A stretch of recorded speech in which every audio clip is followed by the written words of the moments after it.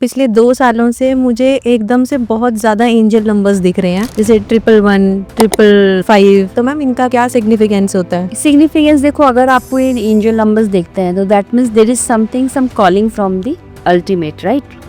कि आपको न्यूमरोलॉजी का एआई में क्या सिग्निफिकेंस होगा? एआई का क्या मतलब है? आर्टिफिशियल इंटेलिजेंस गवर्न कौन करता है? उसको करता है राहु। जैसे हम कहते हैं ना कि कलयुग जो है वो राहु का है, तो राहु क्या कर रहा है? राहु हमारे माइंड की बात है। तो हमारा डेट ऑफ बर्थ और हमारा टाइम ऑफ बर्थ, क्या ये प्री डिसाइडेड होता है? एक स्टोरी बताती हूँ भीष्म पितामह की। रास्ते में एक सांप पड़ा हुआ था, उन्होंने उस सांप को उठा करके उसको एक कोने में फेंक दिया कि चलो इसको हम साइड में कर देते हैं, कहीं ये ना हो कि वो कुचला जाए। पर वो सांप। हमारी आज की पॉडकास्ट की गेस्ट हैं डॉक्टर सुरभि भटनागर। वो अपनी न्यूमरोलॉजी एक्सपर्टीज के लिए काफ़ी फेमस हैं। उनकी डबल पीएचडी होने के साथ साथ उन्होंने अपनी न्यूमरोलॉजी एक्सपर्टीज के थ्रू बहुत लोगों की लाइफ को बेटर बनाने में हेल्प किया है। इस पॉडकास्ट में डॉक्टर सुरभि ने हमें नंबर्स का हमारे लाइफ पर क्या असर पड़ता है उसके इंसाइट्स प्रोवाइड किए हैं। इस पॉडकास्ट में हमने बात की है कि हम कैसे फिगर आउट कर सकते हैं कि हमारे लकी नंबर्स कौन से हैं। साथ ही महाभारत की प्राचीन कहानियों से रूबरू करवाया है। 1 से लेकर 9 तक हमने इस पॉडकास्ट में सारे नंबर्स को डिटेल में डिस्कस किया है। आपका ज़्यादा टाइम ना लेते हुए see in the podcast. Ma'am, biology में एक बहुत अमेजिंग करियर होने के बाद भी आप एस्ट्रोलॉजी पे शिफ्ट हुए, तो आप प्लीज़ थोड़ी सी बैकग्राउंड स्टोरी बताओ। एक्चुअली ये बहुत पैशन की बात होती है कि मेरे को बहुत पैशन था बायोलॉजी पढ़ाने का, तो मैं पढ़ाती थी।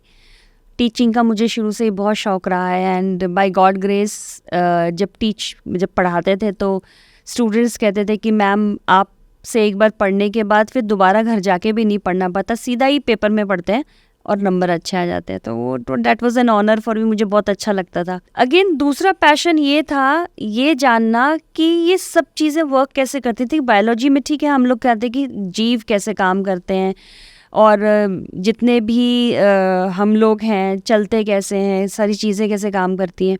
एक तो ये हो गया, पर जब हम मरते हैं, मरने के बाद कुछ तो ऐसा है ना जो एक बॉडी को डेड बॉडी बना देता है और उसके अंदर कोई तो था, कुछ तो स्पार्क था। तो स्पार्क क्या है, कहाँ से आया, किधर से आया? वो जो चीज़ एक इनक्विजिटिवनेस थी वो शायद बचपन से थी। तो मुझे ही नहीं पता था कि मैं बचपन से भी बहुत सारी ऐसी बुक्स लाती थी और अपने घर में मैं पढ़ती थी थोड़ा थोड़ा, पर मुझे सब घर में बोलते भी थे क्या पढ़ती है। तो मैंने कहा पता नहीं, मेरा मन में एक्चुअली मेरे को आदत क्या है कि मैं बहुत कुछ पढ़ती हूँ। मैं कंटेंट जो है मेरे को हर चीज़ पता होनी चाहिए। जीके मेरे को बहुत अच्छे से मतलब पता होना चाहिए, मुझे हर चीज़ के बारे में पता होना चाहिए। तो स्टार्ट हुआ और जब पढ़ाई के साथ साथ भी, साथ में जॉब के साथ साथ भी ये चलता रहा। पढ़ते रहे, करते रहे, धीरे धीरे आगे बढ़ते गए। तो इतना आगे बढ़ गए कि वो कब छूट गया और ये कब आगे बढ़ गया ये पता ही नहीं चला, और ये अब ज़िंदगी बन गया है। तो सारा पैशन है। तो ये पैशन हो अगर किसी के अंदर, वो स्पार्क हो, तो चीज़ें जो है अपने आप आगे आती हैं। मैम, आप 20 साल से अब एक तरह से प्रैक्टिस कर रहे हो एस्ट्रोलॉजी। तो एस्ट्रोलॉजी की ना विद इन वैदिक एस्ट्रोलॉजी 3-4 टाइप्स बताते हैं। न्यूमरोलॉजी में भी बोलते हैं कि 2-3 टाइप्स होते हैं। फिर उसके अलावा नक्षत्र के बेसिस पे जो हमको पता लगता है, प्रेडिक्शंस पता लगती हैं। और भी different types of tarot card reading है, पामिस्ट्री है, रेकी हीलिंग होता है। तो बहुत सारी चीज़ें हैं। मतलब आप एक इंसान अगर लाइफ में कोई प्रॉब्लम है तो कौन से फॉर्मेट पे सबसे पहले तो जाना चाहिए, कैसे पता लगेगा? देखो, जैसे आपने बोला ना वैदिक एस्ट्रोलॉजी में 3-4, actually Vedic astrology is the mother of all astrologies. Vedic astrology से ही बाकी सारी एस्ट्रोलॉजीज निकली हैं। अगर हम केपी की बात करते हैं जो नक्षत्र बेस्ड होती है, या हम लोग वेस्टर्न एस्ट्रोलॉजी की बात करते हैं, हम नाड़ी एस्ट्रोलॉजी की बात करते हैं, हम लाल किताब की बात करते हैं, ये सारी की सारी एस्ट्रोलॉजीज़ की जो मदर है बेसिकली वैदिक है। हम न्यूमरो की भी बात कर रहे हैं न्यूमरो में भी आपने जैसे बोला, ठीक बोला कि 2 या 3 तरीके के होते हैं। एक्चुअली क्या है, डिपेंड करता है कि सिचुएशन क्या है, किसकी क्या प्रॉब्लम है, उसके ऊपर आपको ये डिसाइड करना चाहिए कि हमें किस तरीके से उसको हेल्प करनी है। पहले बात तो जज्बा होना चाहिए हेल्प करने का कि मुझे सेल्फलेसली हेल्प करनी है, ये आप पहले तो मान के चलो, ये होना चाहिए। दूसरा ये अपने, क्योंकि अगर आपको बहुत सारी मॉडलिटीज़ आती हैं, जैसे मैं I deal in astrology, all types of astrology I do, then numerology as well, tarot भी, पामिस्ट्री भी, रेकी भी, राइट, वास्तु एस। तो पहले मुझे ये देखना पड़ता है कि उसकी प्रॉब्लम किस टाइप की है और किस तरह से सॉल्व होगी, राइट। अगर और उसके पास सोर्सेज क्या हैं, सपोज करिए मैं किसी से पूछ रही हूँ, उसको अपने बर्थ डिटेल्स ही नहीं मालूम, उसको सिर्फ अपना डेट ऑफ बर्थ पता है, तो मैं उसको एस्ट्रोलॉजी में कोशिश करूँगी उसका मैं प्रॉब्लम न्यूमरोलॉजी से सॉल्व कर दूँ। हालांकि बिना बर्थ डेट के और टाइमिंग के भी हम एस्ट्रोलॉजी में उसको प्रिडिक्शन दे सकते हैं with various types, like Russian astrology से हम जा सकते हैं, होरारी से हम कर सकते हैं। लेकिन अगर खाली डेट ऑफ बर्थ है मेरे पास और वो उसको कुछ क्वेश्चंस ऐसे पूछे हैं उन्होंने, तो हम हमको न्यूमरोलॉजी बता सकते हैं। एग्जैक्ट बर्थ डिटेल्स हैं, मैं प्रेफर करती हूँ कि मैं उसको एस्ट्रोलॉजी में ज़्यादा अच्छे से बताऊँ, ताकि सो दैट मैं उसके पूरे नक्षत्रास एंड एवरीथिंग देख करके बता सकती हूँ। सिर्फ गाइडेंस चाहिए, ओनली गाइडेंस इज रिक्वायर्ड। आप टैरो की बात कर सकते हो, किसी के पास कुछ नहीं है, उसको स्पेसिफिकली हाथ ही दिखाना है, तो आप हाथ देखिए, ठीक है, हाथ में आप पामिस्ट्री कर सकते हैं कि नहीं जी हम तो हाथ ही दिखाने आए हैं अपना, आप हाथ देख सकते हैं। फिर रेकी जो होती है that is energy transfer, it is used in healing, situation healings means आप कोई भी सिचुएशन आपका अगर सामने आ रहा है, किसी की हेल्थ सिचुएशन है, किसी का घर बिक नहीं रहा है, या रिलेशनशिप प्रॉब्लम आ रही है, या कोई भी तरीके की प्रॉब्लम आ रही है, तब आपको जो एनर्जी ट्रांसफ़र आप करते हैं दैट इज़ रेकी हीलिंग, या एनी टाइप ऑफ हीलिंग भी बहुत तरीके की होती है। थीटा हीलिंग होती है, शैमनिक होती है, देन आप रेकी हीलिंग होती है, एंजल हीलिंग होती है। नो डिपेंड करता है कि उसको उस वक्त सल्यूशन किस चीज़ का चाहिए, राइट।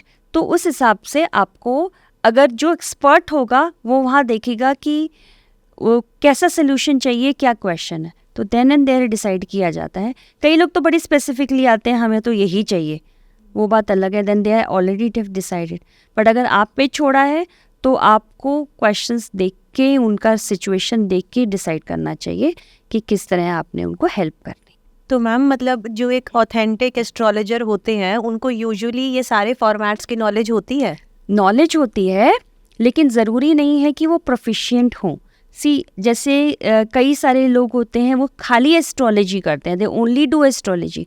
कुछ लोग सिर्फ न्यूमरोलॉजिस्ट होते हैं, कुछ लोग सिर्फ टैरो कार्ड रीडर्स होते हैं, कुछ सिर्फ पामिस्ट होते हैं, राइट, कुछ सिर्फ हीलिंग करते हैं।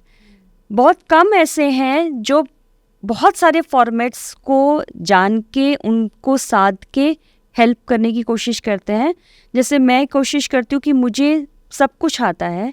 वाई, क्यों सीखा मैंने ये सारा कुछ?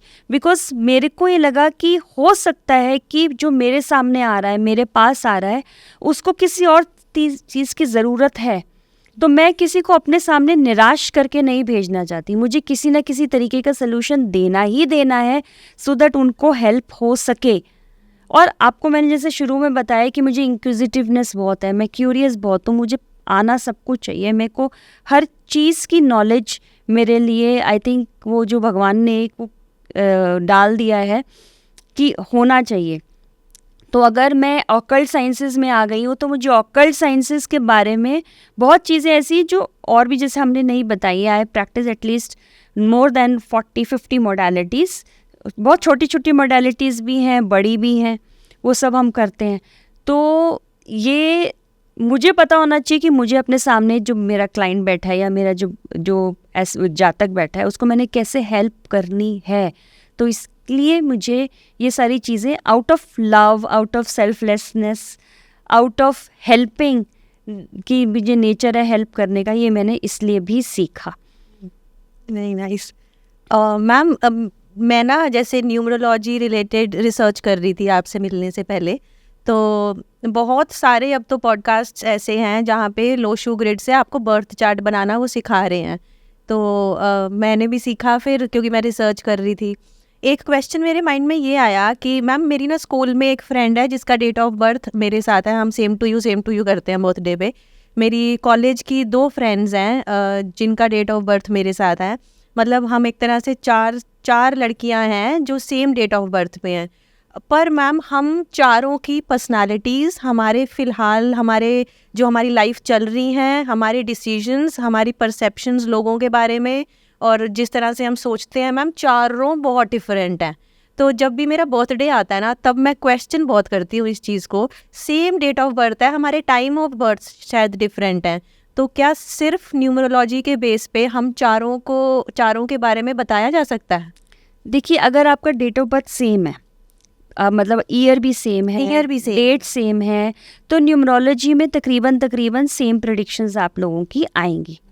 ठीक है, वहाँ पे इतना ज़्यादा डिफरेंस नहीं आएगा, बिकॉज आपका लोशो ग्रिड सेम बनेगा, आपका जो न्यूमेरोस्कोप है वो भी सेम बनेगा, बहुत कुछ आपका सेम बनेगा। तो वहाँ पर आपकी जो डिफरेंसेस हैं वो कम आएंगे, बहुत आप कह सकते हैं। बट वही अगर आप कह रहे हो कि आप बहुत अलग हो एक दूसरे से, तो then you go into astrology. जब आप एस्ट्रोलॉजी में देखोगे तो वहाँ पर, क्योंकि आपका बर्थ टाइम अलग होगा, एस्ट्रोलॉजी में जब हम अपने चार्ट की बात करते हैं तो पूरा दिन में हर 1.5 से 2 घंटे के बाद लगन चेंज हो जाता है, और हम अपनी मून के हिसाब से, हमारी इंडियन एस्ट्रोलॉजी वर्क करती है।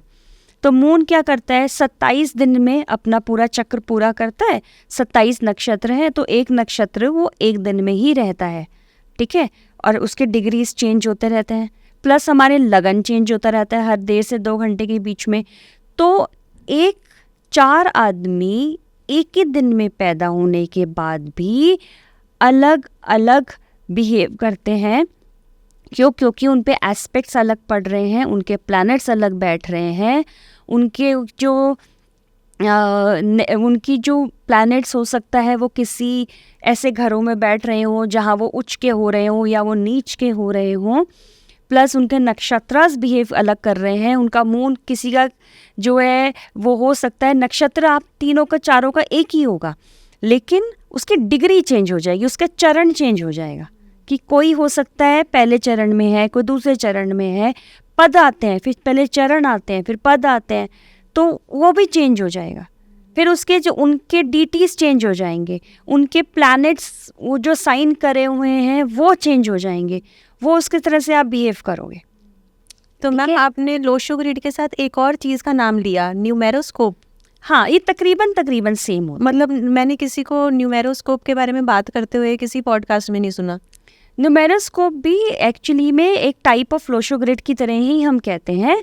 तो ये उसी तरीके से बनता है न्यूमेरोस्कोप। जब वैदिक न्यूमरोलॉजी की जब हम बात करते हैं तब हम न्यूमेरोस्कोप बनाते हैं। वो बनते वहीं पे ही है, वैसे ही बनेंगे, लेकिन थोड़ा बहुत माइनर डिफरेंस है, पर बनाने का तरीका अलग होता है। तो लोशो ग्रिड और न्यूमेरोस्कोप क्या आपस में कॉन्ट्राडिक्ट कर सकते हैं? मतलब क्योंकि मुझे पता नहीं है न्यूमेरोस्कोप कैसे वर्क करता है, लोशो ग्रिड का आइडिया है नहीं। हाँ, तो न्यूमेरोस्कोप भी सेम से ही बनता है। वो अगेन, ये जब हम न्यूमरोलॉजी की बात करेंगे, जब हम आगे थोड़ा बढ़ेंगे, तब उसके अंदर आप देखेंगे कि उसमें जब हम वैदिक न्यूमरोलॉजी की बात करते हैं, तब उसके अंदर जब हम जिस तरह से अपने उसमें हम प्लैनेट्स में भी हम डील करते हैं।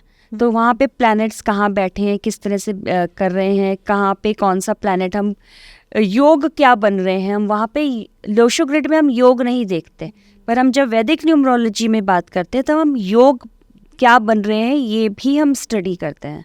तो वहाँ जब हम योग स्टडी करते हैं कि मंगल शनि का क्या योग बना है, या मतलब शनि राहु का क्या योग बना है, वहाँ पे फिर वो थोड़ा डिटेल में आ जाता है, वो चेंज हो जाता है। तो ma'am Lo Shu grid is a Chinese numerology. हाँ जी, ये चाइनीज़ न्यूमरोलॉजी बड़ी सारी तरीके की होती है। कबाला न्यूमरोलॉजी है, लोशो ग्रिड है, वैदिक न्यूमरोलॉजी है, शेल्डियन हम पढ़ते थे, सफेरियल हम पढ़ते थे, तो लोशोग्रिड तो बहुत सारी हैं, इवन अब तो मॉडर्न और नॉट लोशोग्रिड मतलब न्यूमरोलॉजी एक मॉडर्न बनता है, फिर एक पाइथागोरियन बनता है। तो मैम एक थोड़ा सा केस स्टडी के हिसाब से आप ऐसे बता सकते हो कि एक इंसान प्रॉब्लम लेके आया तो आप कौन सा फॉर्मेट न्यूमरोलॉजी में ही फॉलो करोगे उनको सॉल्यूशन देने के लिए? देखो ऐसा होता है कि सबसे पहले कि आपका हाथ किस पे बैठा हुआ है, ठीक है। न्यूमरोलॉजी में कुछ लोग प्रेफर करते हैं खाली पाइथागोरियन करना, अब मॉडर्न आ गया है, कुछ लोग मॉडर्न पे जाते हैं। और जैसे अभी थोड़े दिन पहले मेरे पास एक केस आया था, तो उन्होंने अपना नाम खुद ही सजेस्ट करा, पर कहते हैं हम देखना चाहते हैं। तो मैंने कहा ये आपने कैसे निकाला? तो कह रहे हमने शेल्डियन देखा था। तो वहाँ थोड़ी कॉन्ट्रडिक्शन आ रही थी, तो मैंने कहा देखो इस शेल्डियन को छोड़ के दूसरे पे जाओ, वहाँ से देखो।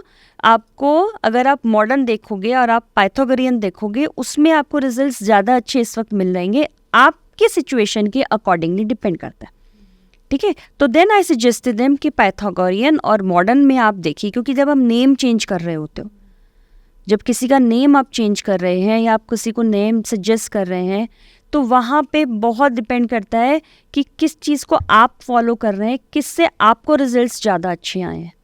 मैम अभी ये केस स्टडी कर ले मेरे नेम की। हाँ बिल्कुल कर सकते हैं। APICA शर्मा, अपिका शर्मा। तो मतलब मेरा नाम ठीक है, जो मैंने लोशो ग्रिड से स्टडी किया, और उन्होंने ना हर वर्ड अल्फ़ाबेट को एक नंबर दिया हुआ था जो मैंने स्टडी किया। तो अपने आप से ही मैंने अपना एक नेम डिराइव किया कि मेरे नेम में एक और C आने की ज़रूरत है। हर एक अल्फ़ाबेट को नंबर्स 1 2 3 4 5 और फिर रैंडम नंबर्स थे सारे बाकी अल्फ़ाबेट्स के। वो भी मेरे को रीज़न समझ नहीं आया कि इनको ये रैंडम नंबर्स क्यों दिए हुए हैं बाकी सारे अल्फ़ाबेट्स को। E के बाद रैंडम हो गए थे। इसमें वही पे आपको बता रही हूँ कि क्योंकि किसी जैसे ये जो पाइथागोरियन है, ये शेल्डियन है और ये मॉडर्न है, ये किसी ने किसी अलग अलग न्यूमरोलॉजिस्ट ने निकाले हैं, तो उनको जिस हिसाब से रिजल्ट्स अच्छे मिले, उन्होंने उस हिसाब से उनको डिराइव करके हमें दिया है कि ये हम कर सकते हैं, ठीक है। तो इनसे आपको रिजल्ट्स मिलेंगे और लोगों को मिलते हैं, ऐसी बात नहीं है कि ये ऐसा नहीं कि मेरे को बड़ा अच्छा लगा जी मैंने ए को 5 नंबर दे दिया, या C को मैंने 10 नंबर दे दिया, मतलब 9 सो नॉट 10 क्योंकि 1 to 9 ही होते हैं, 8 नंबर दे दिया तो मैं बहुत खुश हो गई हूँ कि किसी से मैंने अलग करके काम करा है। ऐसा नहीं है, ये जब तक नहीं दिया जाता है जब तक बहुत सारा रिसर्च उनका ना गया हो। तो उनको जिस चीज़ में रिजल्ट्स अच्छे मिले उन्होंने वैसे दिया। तो इसीलिए कई बारी जैसे APIJ 1 नंबर पे आ गया, 2 नंबर पे जनरली बी वाला आ जाता है, B के नीचे जो भी लाइंस आती है, C के नीचे जितनी लाइंस आती हैं वो कई में। इसके बाद आप एक में देखेंगे तो उसमें 9 होता ही नहीं है, और मॉडर्न में जाओ तो 9 तक जाता है, शेल्डियन में 9 है ही नहीं। तो वो डिपेंड करता है, ठीक है, वहाँ पे सिर्फ 8 नंबर तक है। तो ये तो जो विषय है वो थोड़ा सा सोचने वाला विषय है, कौन सा न्यूमरोलॉजिस्ट कौन सी पद्धति को फॉलो कर रहा है, और उनसे रिजल्ट्स मिलते हैं उनको। जैसे BK जुमानी जी हैं, वो अलग पद्धति फॉलो करते हैं। जो ये गणेश स्पीक वाले बेजान दारूबाला जी, वो अलग पद्धति फॉलो करते थे। तो सबके अलग अलग वो होते हैं। तो मैम 0 to 9 या 1 to 9 क्या बोलना सही होगा? 1 to 9 1 to 9 1 to 9 नंबर्स होते हैं, 0 to 9 नहीं होते हैं। हालांकि जो मेरी नई बुक अभी जो न्यूमरो की में बुक आ रही है उस पे मैंने 0 के भी फीचर्स दिए हुए हैं, बट 1 to 9 हम जनरली न्यूमरोलॉजी के अंदर लेते हैं। तो मतलब 1 to 9 एक अगर सिग्निफिकेंस हर एक नंबर का बता दो प्लीज़। ये 1 नंबर जो होता है इसका जो प्लैनेट होता है, इसकी जो DT हम कहते हैं वो होता है सन। तो सन क्या होता है? लीडर होता है। ये सारे सोलर सिस्टम का बीच में सन लीडर है ना। तो जो नंबर 1 मूलांक वाला होगा, मूलांक का मतलब होता है जिसका बर्थ डेट, खाली डेट की बात कर रही हूँ, अगर आपका सपोज करिए 10 नंबर है तो आपका बर्थ डेट क्या होगा? 1, ठीक है। या फिर 28 तो क्या होगा? 1, ठीक है। जिसका मूलांक, जिसका साइकिक नंबर 1 होता है, वो एक तो लीडर होगा, टीम वर्कर होगा। मतलब जो लीडर होते हैं वो कौन होते हैं? जो टीम को अच्छे से चलाने वाले होते हैं। पर थोड़ा बहुत ईगो होगा, ठीक है, और हमेशा दूसरों की परवाह करने वाले होंगे, दूसरों की हेल्प करने वाले होंगे। हमेशा वो ये कोशिश करेंगे कि लोग उनके साथ चलें, और हमेशा उनका ये रहेगा कि मैं एक अथॉरिटेटिव जिसे कहते हैं ना, वो हमेशा अथॉरिटेटिव होंगी, क्योंकि 1 नंबर है।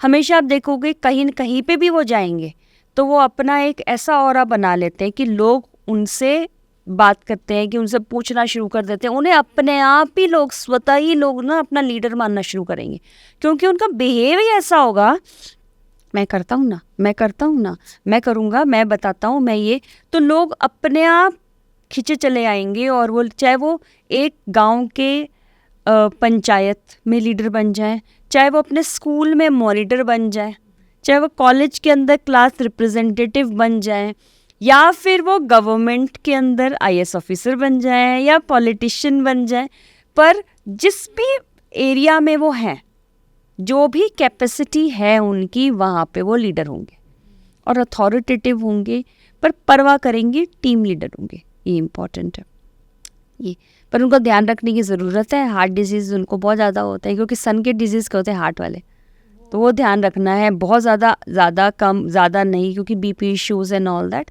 उनको तंग कर सकते हैं।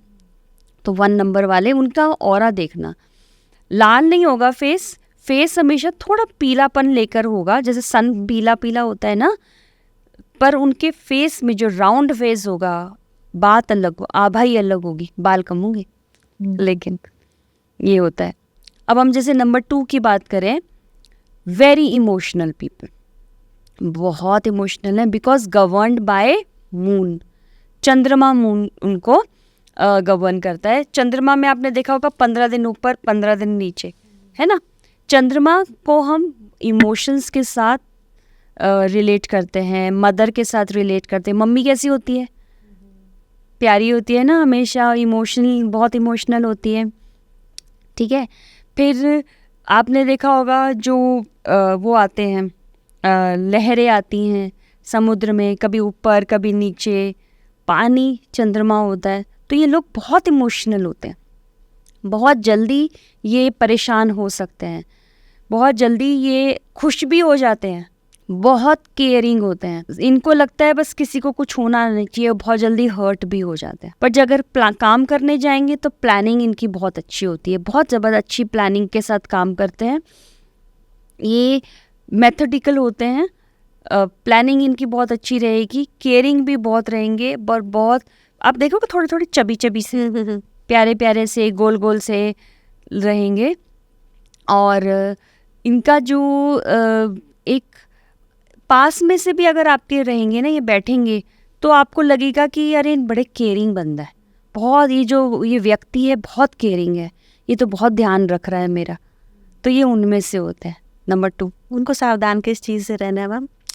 उनको देखना चाहिए, एक तो इमोशनल, क्योंकि वो बहुत ज़्यादा हो जाते हैं, ठीक है, तो थोड़ा ध्यान रखें, इतना इमोशनल होने की ज़रूरत नहीं है, थोड़ा प्रैक्टिकल होना भी बहुत ज़रूरी है, बिकॉज अगर इतने इमोशनल हो गए तो लोग तुम्हारा फ़ायदा उठा जाएंगे, ठीक है। दूसरा, थोड़ा अपने आप को स्ट्रॉन्ग बनाने की बहुत ज़्यादा ज़रूरत है, तो उनको वाटर रिटेंशन की प्रॉब्लम हो सकती है, थोड़ा कई बारी मेंटल इश्यूज़ भी हो सकते हैं। अगर हम नंबर 3 वालों की बात करें, गवर्न्ड बाय जुपिटर, गुरु, पढ़ाई में ध्यान रखता है। अब आपने गुरु देखा होगा कैसा होगा, किसी टीचर को अगर हम बात करें, वो हमेशा सिखाता है, लेकिन उनके अंदर क्या होती है, ठीक है, इनमें एनर्जी होती है, पढ़ाने की बहुत एनर्जी है, लेकिन एक जगह बैठ गए। तो गुरु क्या करता था, पहले ज़माने में जो पंडित जी होते थे या गुरु जी होते थे गुरुकुल में, वो एक जगह बैठते थे ना, और आपको सिर्फ इंस्ट्रक्शंस देते थे, तो ये थोड़े हैवी हो जाते हैं, ठीक है। दूसरा, ये बहुत नॉलेजेबल होते हैं, इंक्यूजिटिव होते हैं, इनको बहुत नॉलेज की वो कि बस मुझे यहाँ से भी ले लूँ, मैं यहाँ से भी ले लूँ, हर जगह से मैं नॉलेज ले लूँ बस कहीं से, ठीक है। तो ये नॉलेज बहुत होती है इनके पास, ये नॉलेज देते भी बहुत हैं, एनर्जी बहुत होती है इनके पास बताने की, ठीक है। और क्योंकि गुरु ईगो भी होता है, तो ईगोइस्टिक भी होते हैं।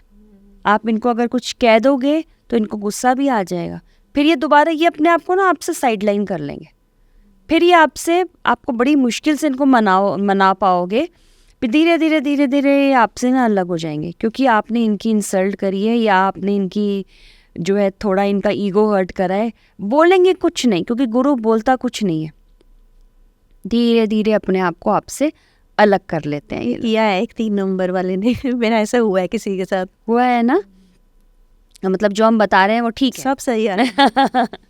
ये क्वालिटीज़ हैं, क्योंकि ये तो जब भी क्वालिटीज़ देखी जाती हैं तो आई थिंक हज़ार वो लाखों लोगों को पहले हम लोग स्टडी करते हैं, फिर ये क्वालिटीज़ आती हैं, लिखी जाती हैं। मेरा अगर आप 4 नंबर की बात करो, इसको गवर्न करेगा राहु। राहु वाले को अगर हम कहें बहुत डिसिप्लिन्ड होता है, हम न्यूमरोलॉजी के हिसाब से कहें तो बहुत डिसिप्लिन्ड लोग होते हैं, असूलों वाले लोग होते हैं। ऐसे लोग जो हमेशा एक उसमें चलेंगे, जैसे लकीर के फ़कीर होते हैं ना, बस एक ही जगह ऐसे ही चलना है, ना इधर देखना है ना उधर देखना है। असूल है, अगर सुबह 9 बजे ऑफिस खुलना है तो 9 बजे जाके पहुंच जाना है, 6 बजे ऑफिस बंद होना है तो 6 बजे वहाँ से निकल जाना। किसी से गलत बोलना नहीं है। पर अगर हम वैसे बात करें, राहु की बात करें, तो कहीं कहीं पे ये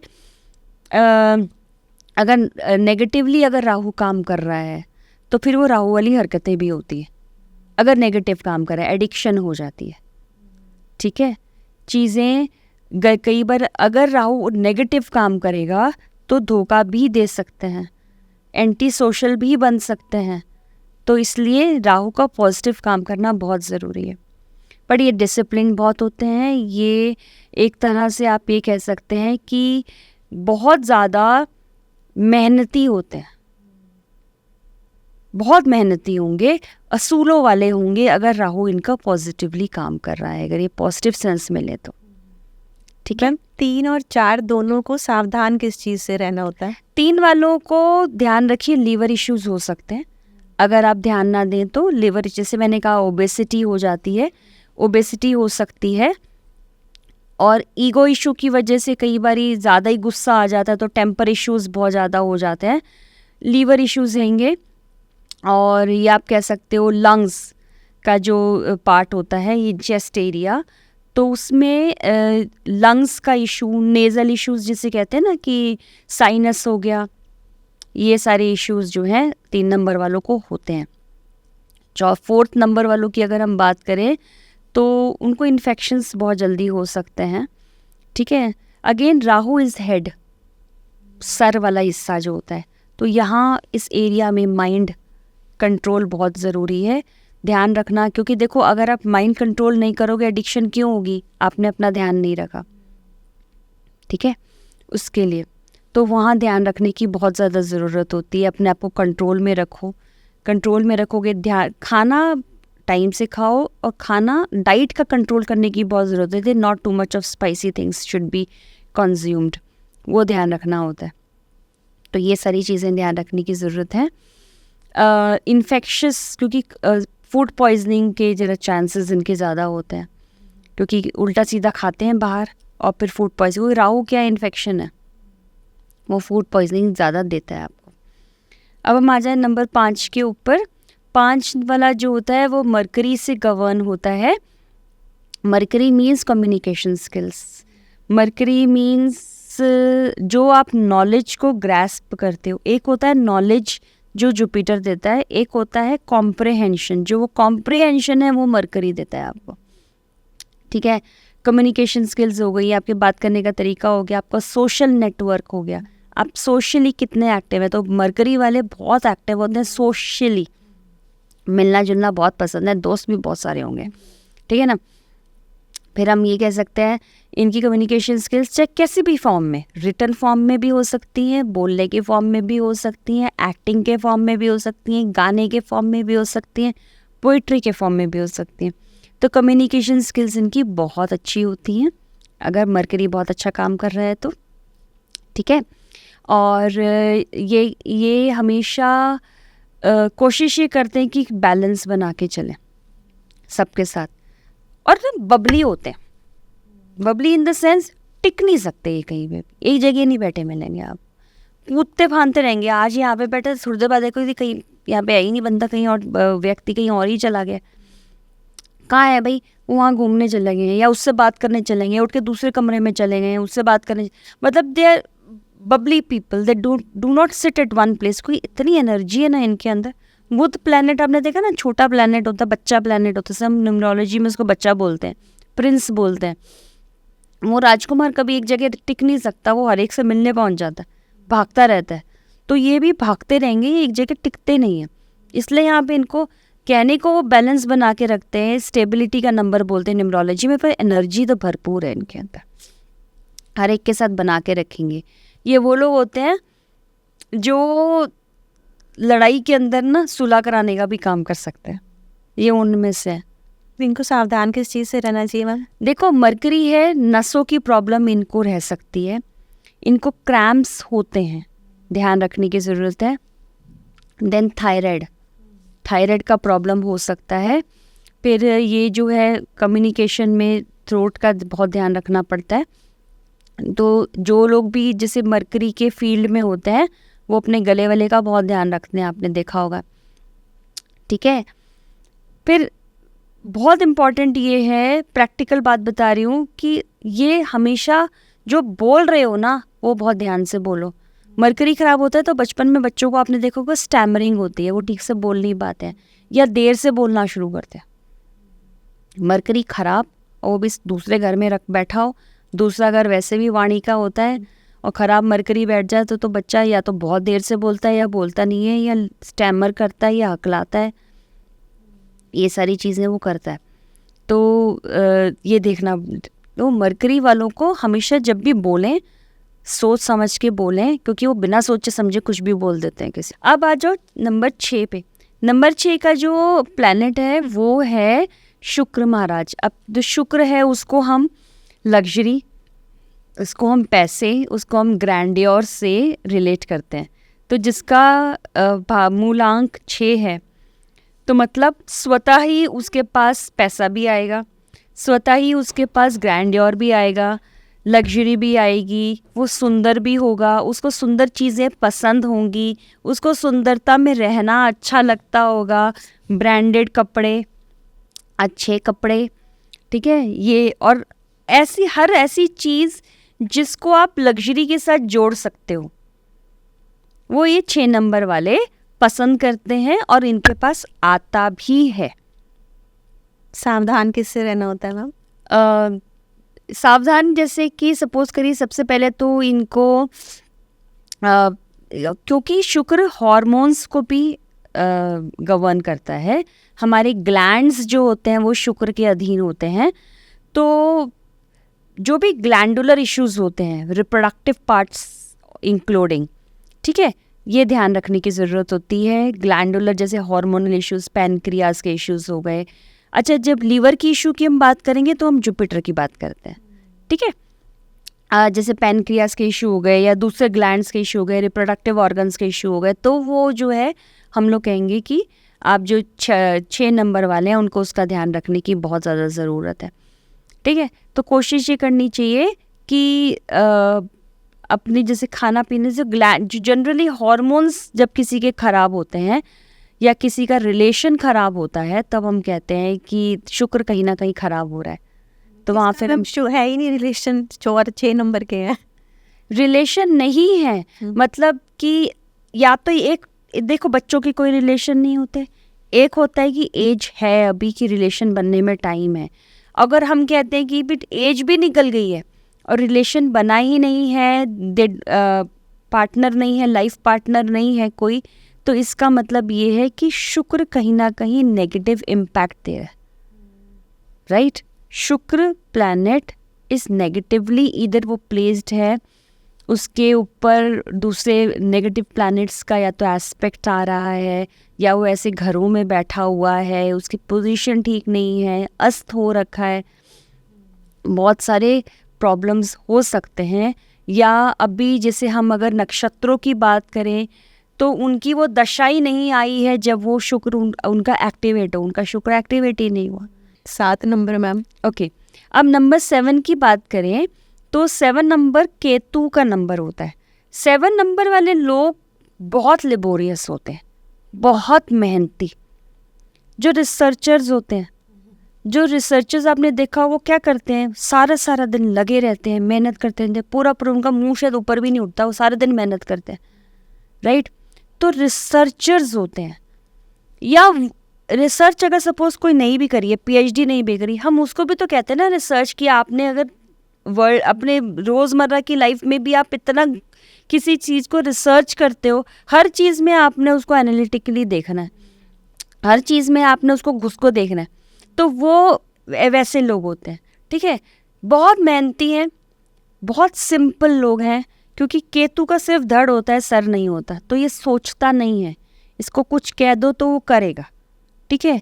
धोखे बहुत खाते हैं, क्योंकि दिमाग नहीं है ना, तो बहुत जल्दी प्यार में पड़ जाएंगे, बहुत जल्दी या दोस्ती कर लेंगे, तो लोग इनका फ़ायदा बहुत उठाते हैं, बिकॉज ये जिसके साथ भी रिलेशन बनाएंगे, चाहे वो दोस्ती का होगा या फिर जैसे काम में प्रोफेशनली या फिर लव रिलेशन बनाएंगे, इतने ज़्यादा घुस जाते हैं कि इनको धोखे भी मिलते हैं, एक बार नहीं बहुत बार। और वो इस चीज़ से इनको सावधान भी रहना है, इनको सावधान रहना है, पर ये रहते नहीं, ये फिर क्योंकि फिर दोबारा ये उसके अंदर उनको किसी ने फिर प्यार से बोला, ये फिर उसकी सुनने लग जाते हैं। पर ये इतने मेहनती लोग होते हैं कि इनसे ज़्यादा मेहनत शायद कोई भी नहीं कर सकता। दे आर वेरी इनकी लेबोरियस पीपल, राइट। तो इनका जो ध्यान रखने की ज़रूरत है, इनको पैरों का कई बार इश्यूज़ बहुत आते हैं, क्योंकि हम केतु को पैरों से भी वो करते हैं। फिर जो हमारी जितनी भी बॉडी के अंदर जो ट्यूब्स होती हैं, जैसे स्मॉल इंटेस्टाइन, लार्ज इंटेस्टाइन के इश्यूज़ ये भी आ सकते हैं इनको, ठीक है। तो ये इश्यूज़ कुछ एक दो इश्यूज़ हैं जो मैं बता रही हूँ, इनको ध्यान रखने की ज़रूरत पड़ती है, ठीक है। जो केतु होता है वो हमारे रिप्रोडक्टिव ऑर्गन में भी एक पार्ट प्ले करता है, तो वहाँ पे भी इश्यूज़ आ सकते हैं। तो पैरों से चलो जितना चल सकते हो, तो ध्यान रखो, तो केतु आपका अच्छा और स्ट्रांग होता है। 8 नंबर मैम। 8 नंबर आया शनि का, ये साल भी शनि का चल रहा है। तो ये 8 नंबर वाले लोग होते हैं बहुत मेटिकुलस होते हैं, ध्यान से चलते हैं, चीज़ें इनको देर से मिलती हैं पर मिलती हैं, देर से मिलेंगी पर मिलेंगी, बहुत हर चीज़ को ना ध्यान से देख देख के चलने वाले में से होते हैं। अब लेकिन ये क्या है, थोड़े कंजूस भी होते हैं। क्योंकि इन्होंने हर चीज़ बड़ी लेट पाई होती है, तो उनको उस चीज़ की वैल्यू पता होती है, तो हर चीज़ को ये संभाल के रखते हैं। तो हम कंजूस का मतलब ये नहीं है, देखो कंजूस तो आजकल के ज़माने में हर कोई, किसी को पैसा तो कोई फेंकता नहीं कि जी यहाँ पे फेंक दो वहाँ पे फेंक दो, ठीक है। क्योंकि इनको बहुत चीज़ें बहुत मुश्किल से मिली होती हैं, तो हर चीज़ को बहुत संभालते हैं, तो इनके पास से पैसा निकलवाना बड़ा मुश्किल है क्योंकि इनके पास पैसा जमा करते हैं ये, तो ये इनके पास 2-3 अकाउंट्स रहेंगे इनके पास। आप देखेंगे तो पैसा हर जगह निकलेगा।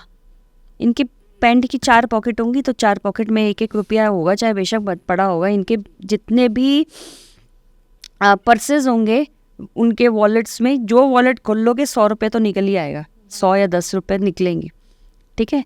तो ये शनि वाले मेहनती, डिसिप्लिन्ड बहुत होते हैं, जस्टिस करने वाले होते हैं, किसी के साथ अन्याय नहीं करते, बुरा नहीं करते। बट वहीं पे अगर शनि अच्छा रोल प्ले नहीं कर रहा है और शनि का बुरा एस्पेक्ट पड़ रहा है, तो यही लोग जो होते हैं वो फिर बुरी लत में भी पड़ जाते हैं, ठीक है। जैसे कि अल्कोहल हो गया, नशा हो गया, या दूसरी और चीज़ें, चोरी चकारी, ये भी हो सकता है, ठीक है। तो इट ऑल डिपेंड कि आपका प्लैनेट किस तरह से बिहेव कर रहा है, whether it is behaving positively और नेगेटिवली विद यू। तो ये हमें स्टडी करना पड़ता है कि how the planets are behaving with you.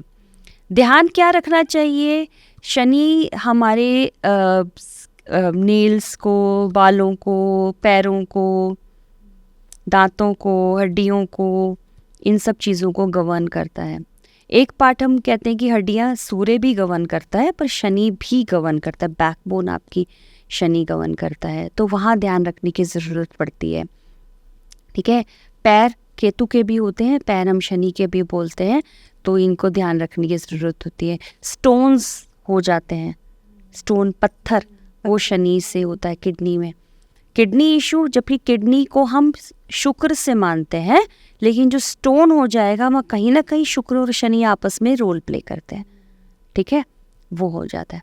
तो यहाँ पे ध्यान रखने की ज़रूरत है। क्या ध्यान रखोगे और क्या ध्यान रखना है कि चीज़ें ठीक है लेट मिल रही हैं, पर मिलेंगी ज़रूर। गलत कभी किसी के साथ नहीं करना है, बुरा कभी किसी के साथ नहीं करना है। न्याय प्रिय रहो, जस्टिस में रहो और हमेशा डिसिप्लिन्ड रहो।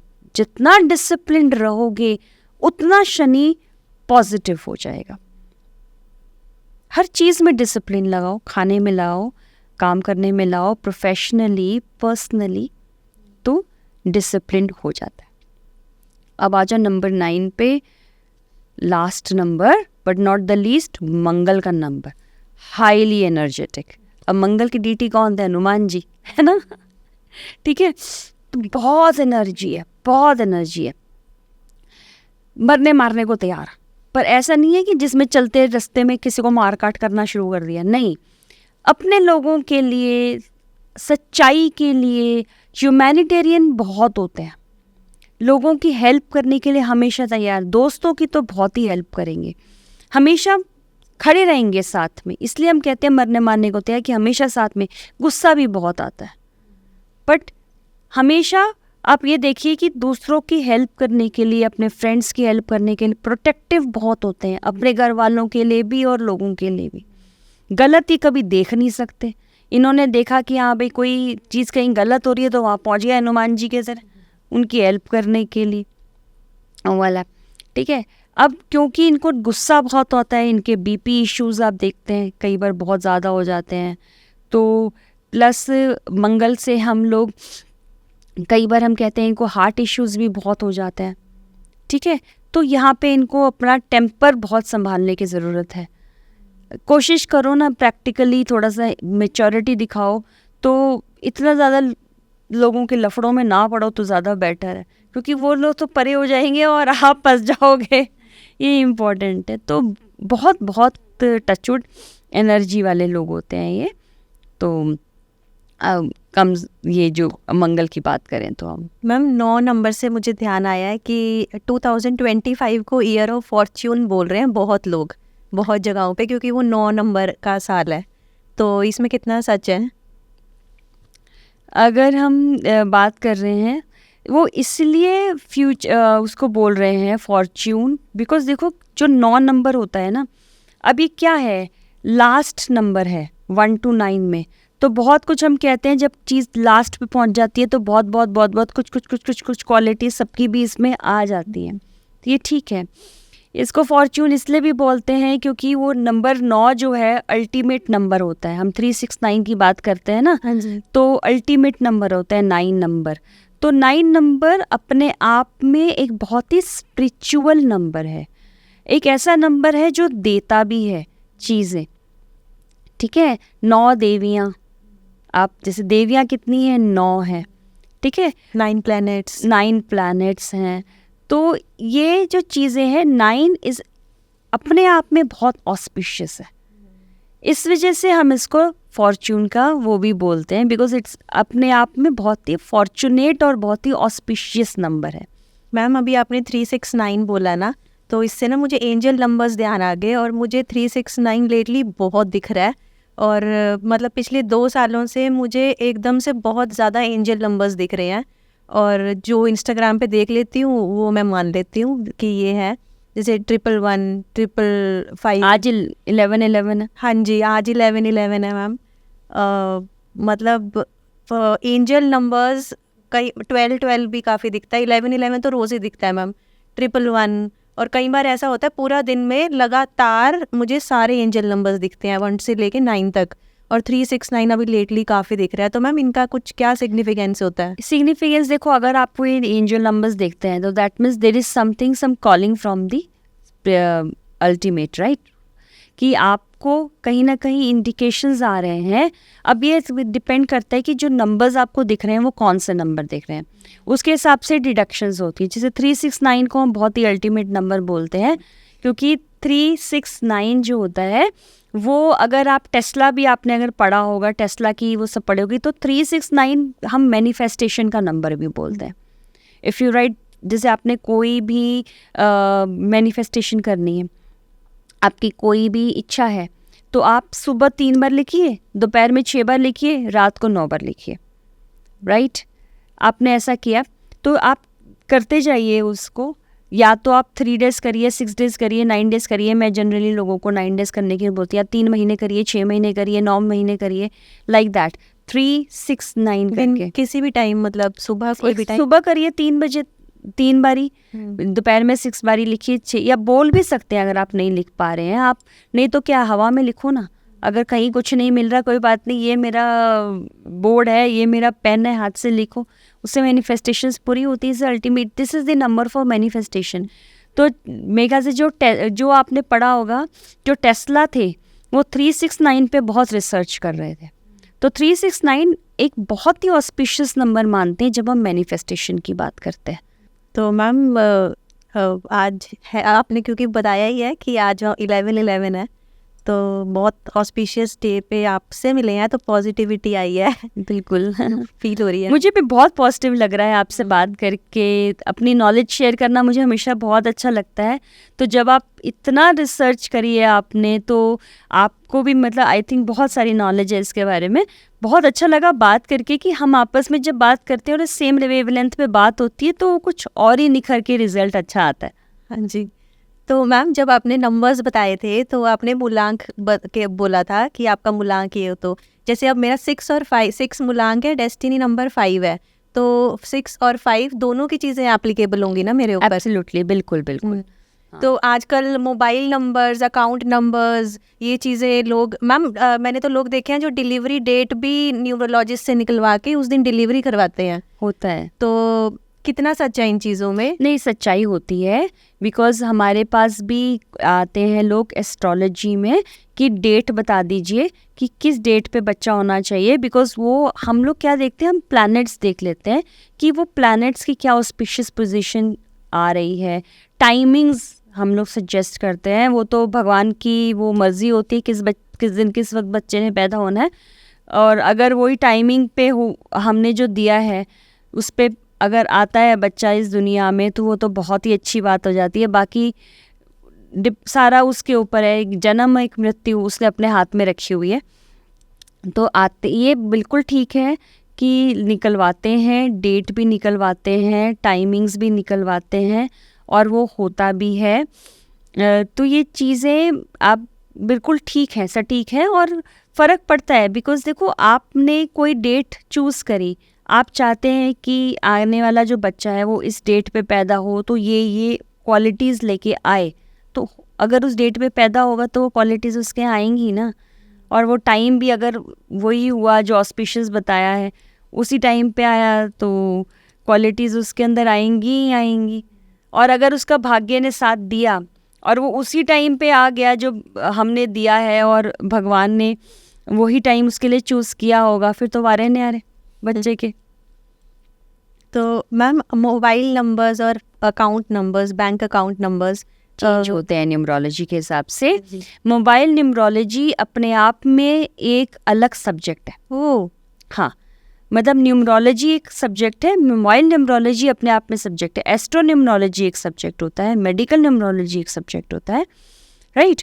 तो न्यूज़ के अपने कंजंक्शंस होते हैं कि ये कंजंक्शन लगेगा तो ये होगा, ये कंजंक्शन से सपोज करिए किसी की शादी नहीं हो रही है, तो उसको थोड़े टाइम के लिए एक कंजंक्शन वाला मोबाइल नंबर खरीदवा के दे दिया कि आप ये वाला मोबाइल नंबर खरीद लीजिए, और आप शादी हो जाती है।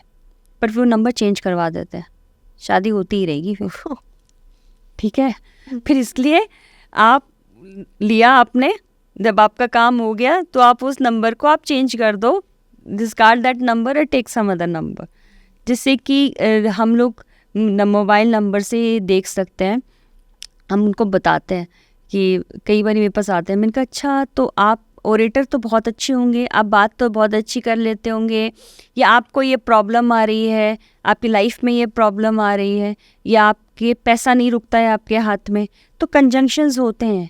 उन कंजंक्शंस को जब हम मोबाइल नंबर में रखते हैं, या हम उन कंजंक्शंस को जब अकाउंट नंबर में रखते हैं, अकाउंट में पैसा आना शुरू हो जाता है। थोड़ा थोड़ा थोड़ा आना शुरू होगा, मतलब कॉन्स्टेंटली आना शुरू हो जाएगा। ऐसा नहीं है कि रोज़ उसमें लाखों की बरसात होनी शुरू हो जाएगी, वो तो आपके काम पे डिपेंड करेगा। पर यस, वो एक्टिव हो जाता है अकाउंट, वो पैसा आना उसके अंदर वो अकाउंट में शुरू हो जाता है। कुछ ना कुछ ऐसा बनते हैं सीन्स, राइट। तो मोबाइल न्यूमरोलॉजी बहुत इम्पॉर्टेंट है और बहुत आजकल चल भी रही है, और बहुत लोग अगर mobile number according to this अगर रखते हैं, उनको फ़ायदे होते हैं। ये एक छोटा सा कोई एग्जाम्पल कि ये ऐसा नंबर मोबाइल का आपका हो। देखिए, एक 5-1 करके एक कंजंक्शन होता है, मैंने और भी बहुत पहले भी बड़ी सारी वीडियोस में बताया हुआ है। 261 करके नंबर होता है, एक 51 करके नंबर, मतलब एंड का डिजिट नहीं। एक्चुअली क्या होता है, ये इसमें ये कंजंक्शंस बीच में भी हो सकती है, लास्ट में भी हो सकती है।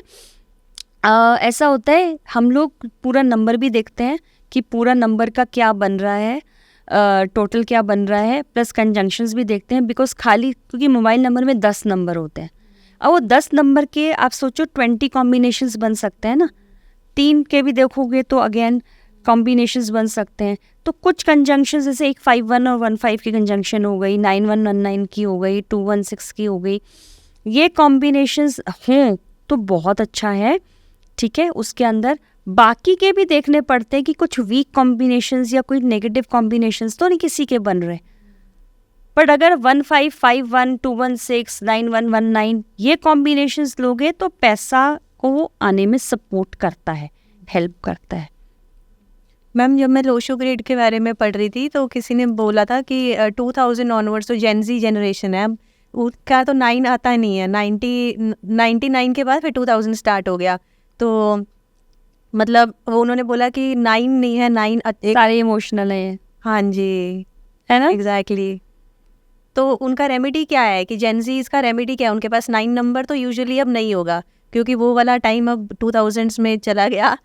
देखो रेमेडी के तौर, अब जैसे कि आप कह रहे हैं कि 9 नहीं हुआ, किसी न किसी की तो बर्थ डेट में होगा 9, है ना, पर 9 नहीं है अगर, तो क्या करें? सिंपल से 9 का जो कलर होता है वो क्या होता है? रेड कलर, ठीक है। तो लाल रंग का हैंकी अपने पास रखना शुरू कर दो, रेड कलर ज़्यादा यूज़ करना शुरू कर दो। रेड कलर की लड़कियां तो बिंदी लगा सकती हैं, ठीक है। फिर अगर आप मानते हैं तो हनुमान जी की पूजा करो, राइट, ये भी है। आप जितना ज़्यादा हनुमान चालीसा बोलेंगे, नहीं तो रेड कलर के ब्रेसलेट, कार्नेलियन ब्रेसलेट्स आप पहन सकते हैं, ठीक है, रेड ऑर्नेट आप पहन सकते हैं। देन इसके बाद कई लोग मूंगा भी पहनते हैं अगर पहनना चाहें तो, ठीक है, ये भी है। फिर अगर खा सकते हैं तो थोड़ी बहुत मिर्ची खानी शुरू करो, ज़्यादा नहीं कहूँगी क्योंकि कई बार किसी को सूट करती है, किसी को नहीं सूट करती है, तो थोड़ी मिर्चें भी खा सकते हैं, ठीक है, ये भी कर सकते हैं। तो आप अपने अंदर जितना ज़्यादा, हम ये कह रहे हैं कि अब 2 ज़्यादा महत्व रख रहा है, इमोशनल ज़्यादा हो रहे हैं और एक्टिव कम हो रहे हैं, तो एक्टिविटी की बात हो रही है। क्योंकि आज हमने देखा ना कि क्योंकि ये जो 2000 के बाद लोग बैठ गए हैं, बच्चे एक्टिविटी नहीं कर रहे हैं, लोग बच्चे बैठ गए हैं और क्या कर रहे हैं, राहु का है ना ये हम जो कलयुग है ना वो राहु का बोलते हैं, राहु और शुक्र का कलयुग है। तो क्या कर रहे हैं, बस मोबाइल और वीडियो गेम्स, बैठ गए हैं एक जगह, चला क्या रहा है, दिमाग चल रहा है बस खाली, राहु काम कर रहा है, दिमाग चल रहा है, पैर नहीं चल रहे हैं, बॉडी नहीं चल रही है। तो हमें बॉडी चलानी है, तो घूमो फिरो, खेलो, एडवेंचरस काम करो, गेम्स खेलो, उससे 9 नंबर आपका एक्टिव होगा। बाकी तो चीज़ें जो यूज़ करनी है वो करनी है, वो तो हम कर ही रहे हैं, ठीक है। बट अगर आप एडवेंचरस काम करते हैं, आप खेलते हैं, आप एनर्जेटिक काम करते हैं, तब भी आपका 9 नंबर एक्टिव होता है। मैम, एआई का टाइम आ रहा है, अब एआई का रेवोल्यूशन आ रहा है पूरा, तो नंबर्स ही है वहाँ भी, अल्टीमेटली डेटा है, नंबर्स है, तो न्यूमरोलॉजी का एआई में क्या सिग्निफिकेंस होगा?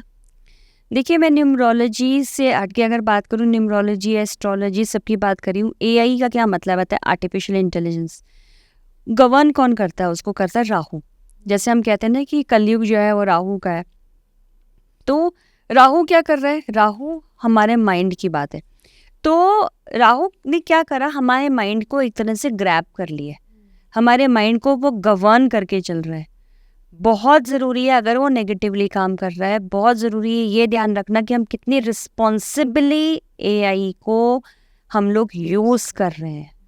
क्योंकि हमने जहाँ अपने आप को रिस्पॉन्सिबली बिहेव नहीं करा, हमने राहु के हाथ में अपने आप को दे दिया, तो मतलब हमने सरेंडर कर दिया, अब तो तुम जो मर्जी कर लो, हम तो कुछ नहीं कर सकते। तो वहाँ पे हम लोग फिर निष्क्रिय हो जाएंगे, हम कुछ नहीं कर पाएंगे।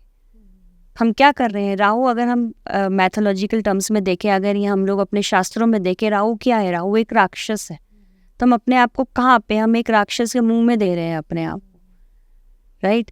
तो हमें ये अपने आप को बहुत ही रिस्पॉन्सिबली बिहेव करना पड़ेगा, हमें बहुत ही ध्यान से देखना पड़ेगा कि हम किस डायरेक्शन में जा रहे हैं। क्या हमें बिल्कुल ही अपने आप को सौंप देना है, या हमें भी कुछ सोचना है और हमें भी अपनी माइंड को यूज़ करना है? तो ये ध्यान देने की ज़रूरत है। हम न्यूमरोलॉजी की बात करें, हम एस्ट्रोलॉजी की बात करें, ये सारी चीज़ें लोगों को हेल्प करने के लिए, ये सारी चीज़ें लोगों की मदद करने के लिए हैं। अगर हम खुद ही अपने आप को छोड़ देंगे तो न्यूमरोलॉजी, एस्ट्रोलॉजी कैसे हेल्प करेगी? और मैम स्टॉक मार्केट भी नंबर्स हैं, तो क्या आप न्यूमरोलॉजी के बेसिस पे स्टॉक मार्केट प्रेडिक्शंस भी कर सकते हैं? देखिए, अभी जैसे थोड़े दिन पहले मैंने एक अपना वीडियो डाला भी था मेरे यूट्यूब पे, वो उसमें मैंने एस्ट्रोलॉजी राशियों के हिसाब से ये बताया था कि किस किस आप एरियाज़ में इन्वेस्टमेंट कर सकते हैं। जबकि मैं शेयर्स और सट्टा इन सबको मैं नहीं वो करती हूँ कि आई डोंट से कि भी आप करिए, बट स्टिल कुछ लोग जो हैं, जो पैसा लगाते हैं, जिनका काम यही है, जो ट्रेडिंग में है, जिनका बिजनेस यही है, उनके लिए हम थोड़ी हेल्प करते हैं कि चलिए आप, क्योंकि लोगों की हेल्प कर रहे हैं, लोगों का पैसा लगवा रहे हैं, इन्वेस्टमेंट करवा रहे हैं, या आपका ही बिजनेस ट्रेडिंग का है, तो क्या कर सकते हैं कि जैसे मैंने उसमें तो राशियों के हिसाब से बताया है कि कौन से स्टॉक्स और शेयर्स आपको प्रॉफिटेबल रहेंगे। अगर हम न्यूमरोलॉजी की बात करें, जैसे नंबर 1 है, तो नंबर 1 वालों के लिए जो भी 1 के फ्रेंड्स होते हैं, जैसे कि नंबर 2 नंबर उसका फ्रेंड्स है, या 5 नंबर फ्रेंड है, और इसका जो फ्रेंड हम 9 भी बोल सकते हैं। तो जो भी जैसे गवर्नमेंट से रिलेटेड इंस्टीट्यूशंस हो गए, गवर्नमेंट के जो इंस्टीट्यूशंस हैं, फिर हम वाटर का, अगर कोई वाटर के स्टॉक्स जैसे नेवी अगर है, या जो भी इंडस्ट्री वाटर में या मेराइन इंडस्ट्रीज होती हैं, ठीक है, या फिर जो जैसे डिफेंस हम कह सकते हैं, या जो डिफेंस के वेपन्स बनाते हैं, या फिर कोई जो इंडस्ट्री या जो मस्कुलर पावर, जैसे न्यूट्रासिटिकल्स वगैरह जो होते हैं, उसके अंदर अगर वो स्टॉक्स में जाएं, उनको हेल्प होगी, ठीक है।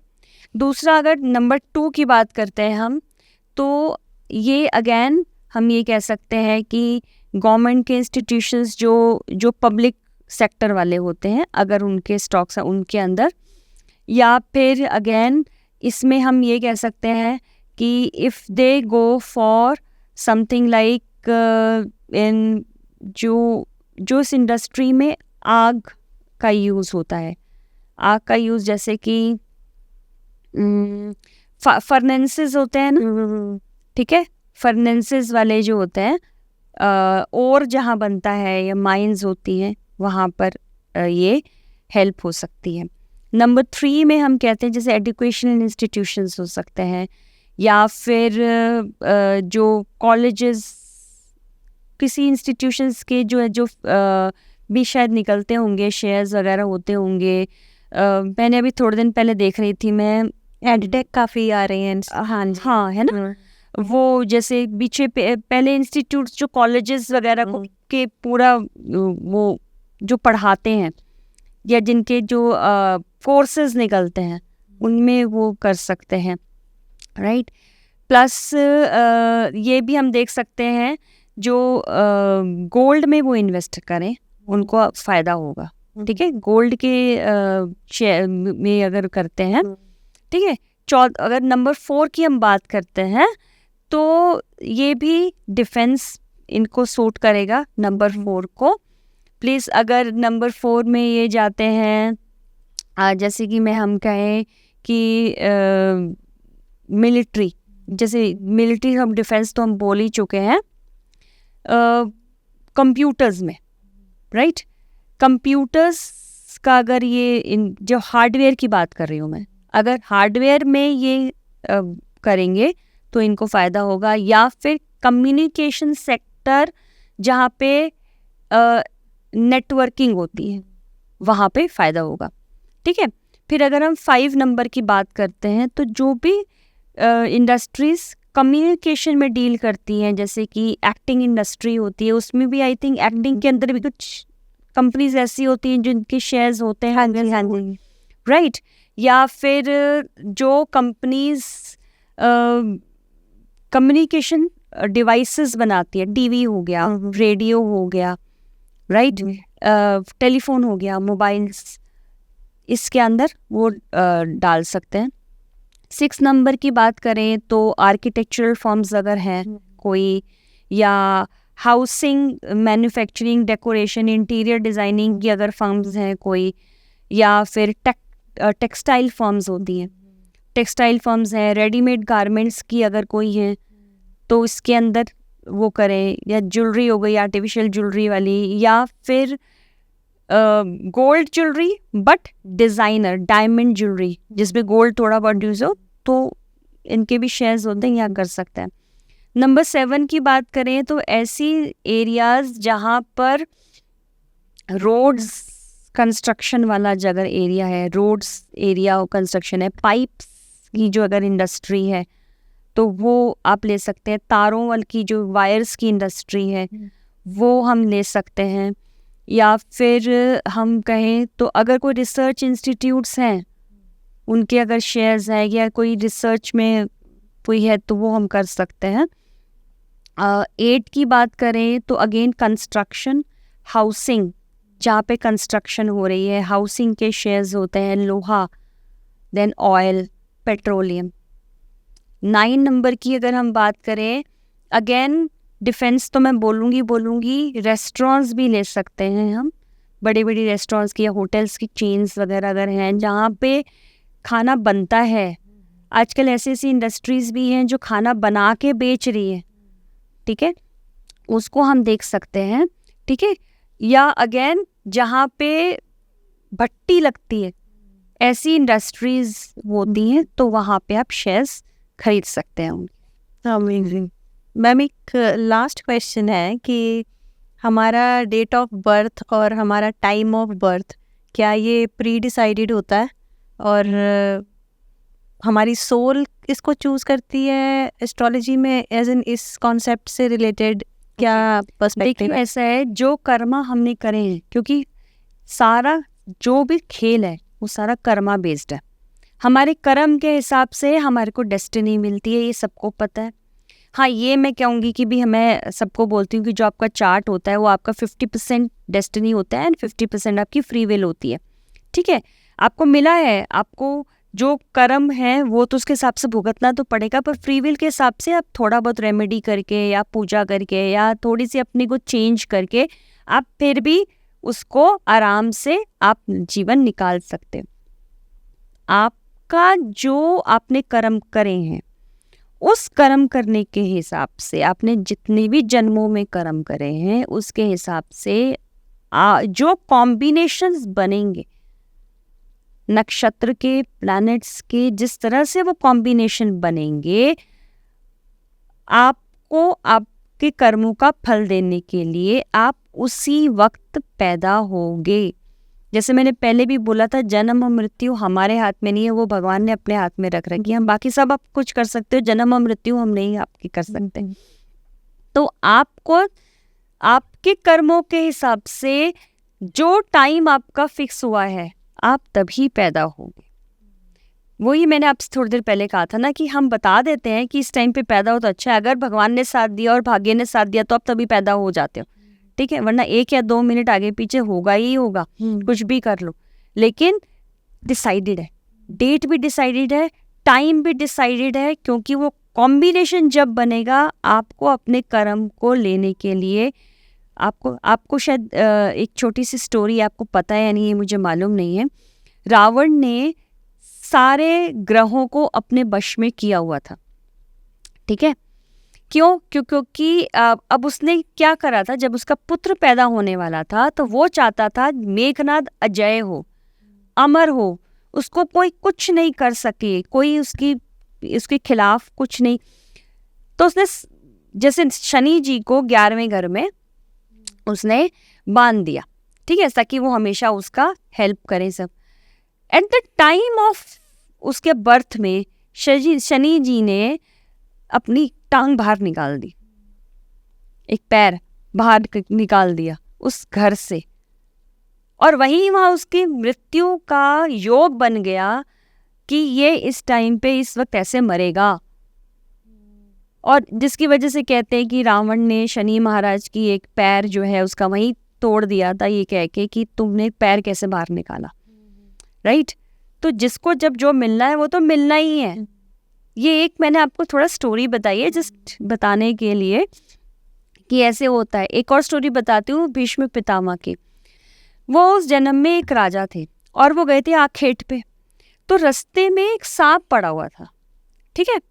तो उन्होंने कोई गलत इंटेंशन नहीं थी उनकी, उन्होंने उस सांप को उठा करके एक एंकर से, लकड़ी से कह लो या तीर से कह लो, उन्होंने उसको एक कोने में फेंक दिया, ठीक है, कि चलो इसको हम साइड में कर देते हैं कि ये ना हो कि वो कुचला जाए उसके। पर वो सांप कहाँ गिरा जाके?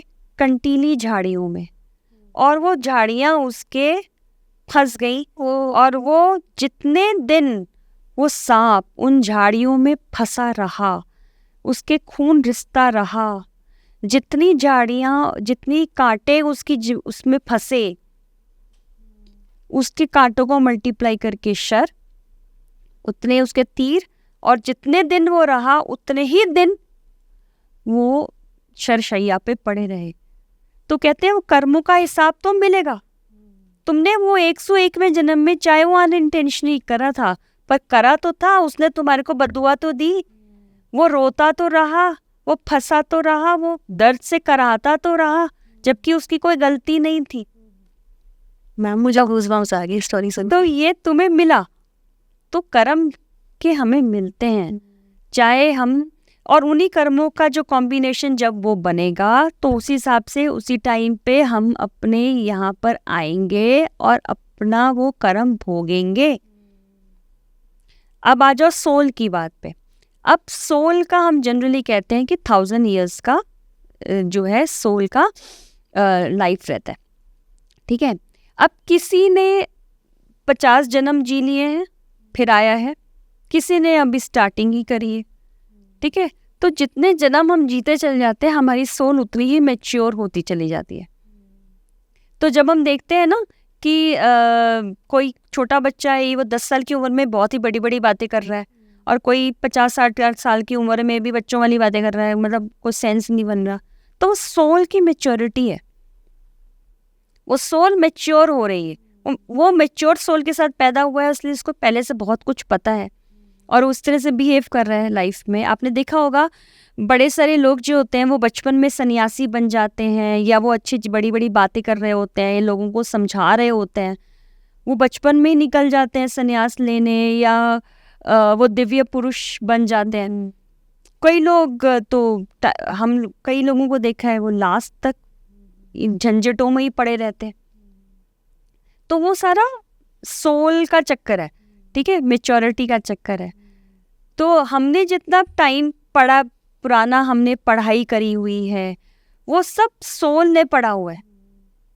तो कई बार आपको नहीं लगता कि आपने कुछ पढ़ रहे होंगे बैठ के, ये तो मुझे आता है, हाँ जी, तो वो पुराना आ जाता है ना, क्योंकि वो आपने पढ़ाई वहीं से शुरू होती है। आपकी जो लेवल है, आप मेडिटेशन करने भी बैठोगे या आप कोई साधना करने बैठोगे ना, तो जितनी साधना, कई बार कई लोगों की साधना 3 साल में ही पूरी हो जाती है, कई लोगों को सालों लग जाते हैं, क्योंकि वो जहाँ आपने छोड़ दिया था वहीं से वापस शुरू होता है वो चीज़।